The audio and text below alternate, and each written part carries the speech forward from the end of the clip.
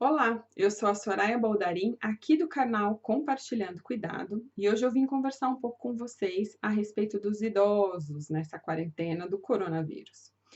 Bom, como já se sabe, a maioria dos pacientes que são os principais pacientes, os mais graves com coronavírus, são os idosos, né? Principalmente os idosos acima dos 80 anos. Como não existe ainda uma medicação, existem diversos protocolos aí sendo testados e aplicados, mas uma medicação específica é o nosso próprio corpo que precisa aí combater o vírus e todos os seus efeitos.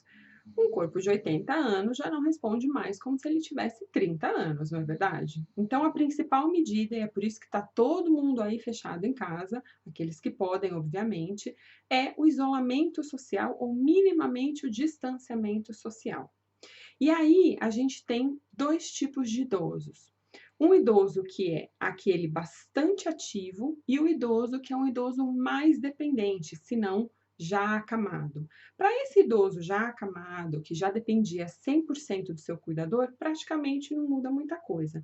Vai mudar aí nos cuidados que o cuidador vai precisar ter com ele e a gente vai falar sobre isso num outro vídeo. Mas para esse idoso, a rotina dele não muda muito, né.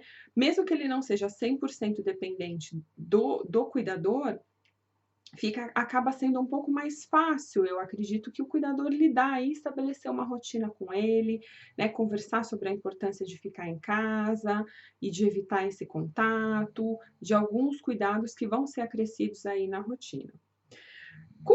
Com o idoso que já é bastante ativo, que não precisa de cuidador, que faz as suas atividades físicas, que sai para aprender coisas, que participa de grupos, esse idoso é um pouquinho mais complicado, né. Complicado no sentido de que é importante que ele entenda que é um momento que nós estamos passando, o isolamento social é super importante, mas que ele precisa aí ter disciplina e estabelecer uma nova rotina.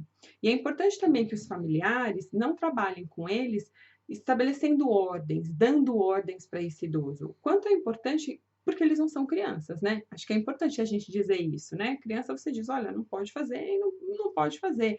Mas o quanto é importante que a gente construa essa realidade junto com eles, né? Que a gente passe a escutá-los nesse momento de ansiedade ou nesse momento de perda, ou quanto é importante que eles consigam estabelecer uma nova rotina, que isso vai durar por um tempo, que depois as coisas vão voltar a se abrir, a gente ainda não sabe de que forma, mas o quanto isso é importante. Então, a primeira coisa é construir junto, ao invés de dar ordem, é importante que a gente escute esse idoso. Ele tem tanta coisa ali, tanta preciosidade ali dentro, tantas coisas que eles já viveram, que eles podem dividir isso com a gente, o quanto é importante a gente estar junto, no mesmo pé nessa relação, ajudá-los a construir essa nova rotina, né?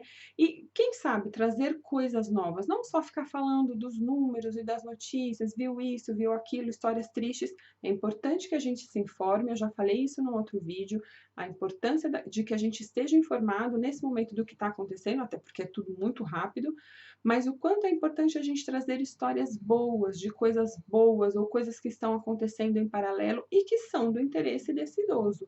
Por que não, né? A gente pode construir as coisas de uma outra forma e, quem sabe, reconstruir, inclusive, as nossas relações com esse idoso, né? Como é importante que a gente possa estabelecer as coisas dessa forma, né? De forma compartilhada e não de forma imposta. Acho que essa é a parte, né, é o jeito, talvez, que funcione melhor, é a coisa mais importante nesse momento da gente poder cuidar dos nossos idosos, tá certo? Se você tem alguma dúvida, alguma dica, alguma sugestão, deixa aqui nos comentários que a gente compartilha com todo mundo.